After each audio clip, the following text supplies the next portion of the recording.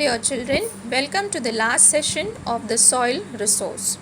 Soil is an important resource for the food, that is agriculture. But then it is having a biggest threat, and that is erosion. If we want to conserve the soil, we have to preserve it from getting eroded. Now first of all, what is soil erosion?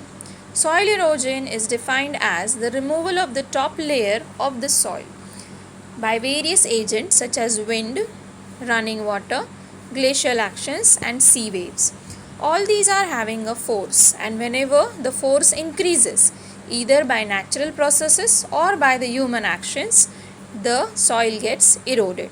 And once the soil is eroded, it takes millions of years to form.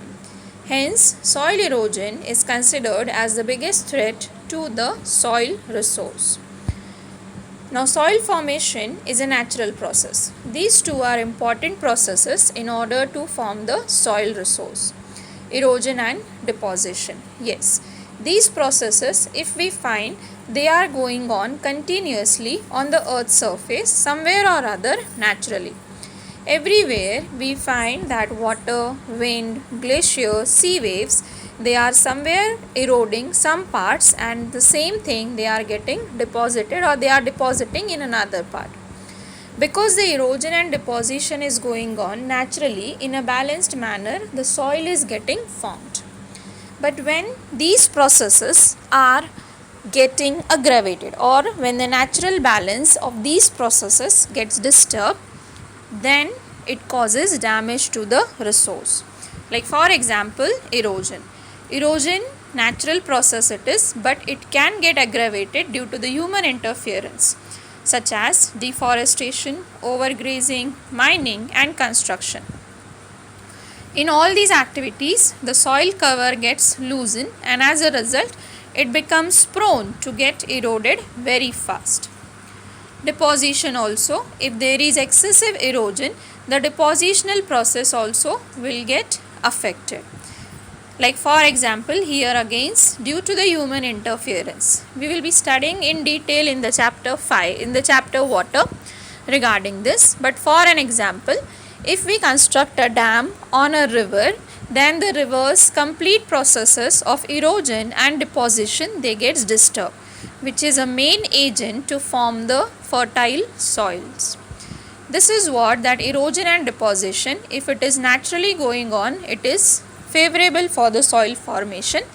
But if the human interference occurs in this, then it may cause the erosion. Now let us see the various types of erosion discussed in our textbook. First of all, an active agent, wind erosion. Wind erosion in the coastal regions, in the mountainous passes or in the mountain passes, plus we have in the deserts. Wind is an active agent of erosion. Wind doesn't allow the top layer of the soil to remain stable at one particular place. It constantly erodes that particular top layer of the soil. We have second, sheet erosion. Now sheet itself, that means a large area. Now from a large area, when the soil will be eroded, this generally happens during the floods.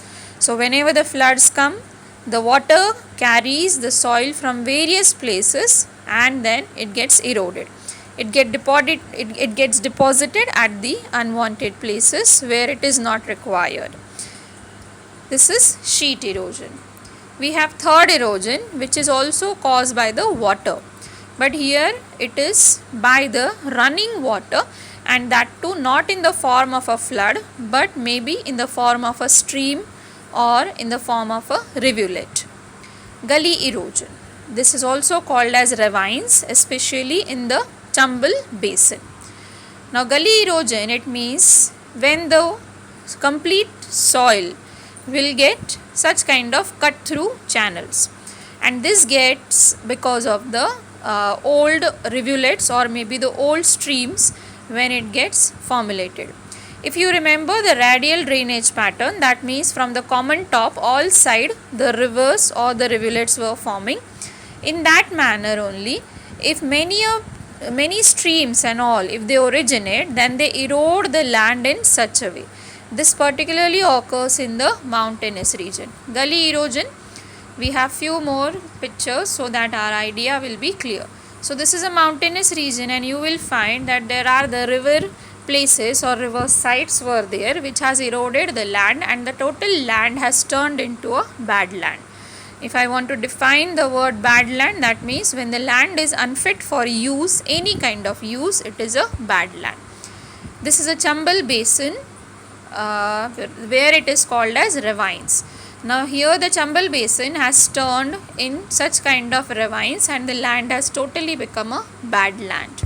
Some more pictures of the Chambal basin. Now these ravines are so huge and so large that we can pass through them. So it means that this is totally destroying the land mass. Moving to the soil conservation techniques. Now if this is the threat, erosion was the threat, how to conserve the soil from the erosion? Very first and universal, afforestation. Now planting more and more trees, especially in the mountainous region, saves the soils from getting eroded. We have the next one, contour. Now contour, that means the boundaries of the mountains. Now at the foothills of the mountain, contour ploughing, if this kind of ploughing is done, then what will happen? Whatever soils will be carried by the running water, those soils will get deposited at the foothills if the region is ploughed. If it is not ploughed, then what will happen? The water will flow away along with the soil. So at the foothills, generally such kind of ploughing is done where the water as well as the soils get deposited. We have the next very common one which we are all aware, that is terrace farming. Generally in India it is practiced in western and central Himalayas. It is not easy, it is difficult, but yes, it actually supports the soil to withstand, and it doesn't allow the soils from getting eroded. So terrace farming or the step farming also. We have another technique to control soil erosion, and that is strip farming. Strip farming, that means growing alternate different types of plants and different types of trees in a row, which are of different height, which will protect the soils on the another part also. So this is strip cropping. Another picture for the strip cropping. Shelter belts, as we have discussed in the land also, that means to plant tall trees wherever the wind directions are there, so that the fields and the soil will get preserved on the agricultural area. Stabilization of sand dunes, as we have discussed this also in the land resource, that in the desertic region the sand and the land is not fixed. If we plant these kind of thorny bushes, then the sand becomes fixed, and slowly the vegetation covers gather, and in due course of time the region can convert into a vegetation region. Mulching. Now mulching is not given in the textbook, but this we have studied in our 8th standard. Mulching, that means whenever the agricultural plants are there, in between to spread the dry grass or the left outs of the agriculture. Now this will retain the water amount, this will keep the soil covered also, and this organic matter will also act as a manure to the soil, to the plants.